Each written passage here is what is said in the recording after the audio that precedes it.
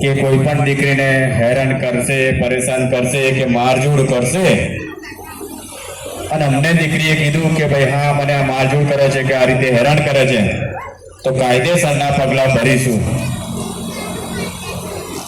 કોઈ દીકરીને પણ હેરાન કરવામાં આવશે અને દીકરી જો અમને કહેવામાં આવશે કે મુકેશભાઈ આ લોકો મને હેરાન કરે છે, મારે છે, તેની પર કાયદેસરના પગલાં ભરીશું. ઘર વેચી જશે, જમીન વેચી જશે, પણ અમારા ટ્રસ્ટનું પૂરું નહીં થાય જો કોઈ દીકરીને હેરાન કરી તો. નાના મોટા વાસણ ખકડે એ વસ્તુ અલગ છે. આટલા 120 દીકરીઓ બનાવી અત્યાર સુધી એક પણ દીકરીનો પ્રોબ્લેમ નથી આવ્યો. એવું આપણું આ કર્તવ્ય ચેરિટેબલ ટ્રસ્ટ છે. અમારો એક જ ધ્યેય છે કે દીકરીઓના ઘર સંસાર સારી રીતે ચાલે, દીકરીઓ સુખ રીતે રહે, એવો અમારો ધ્યેય છે. ખૂબ ખૂબ આભાર.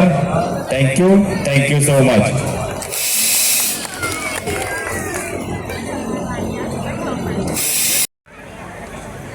મનોજભાઈ અને જય હિન્દ ઉપાધ્યાયનું સ્વાગત.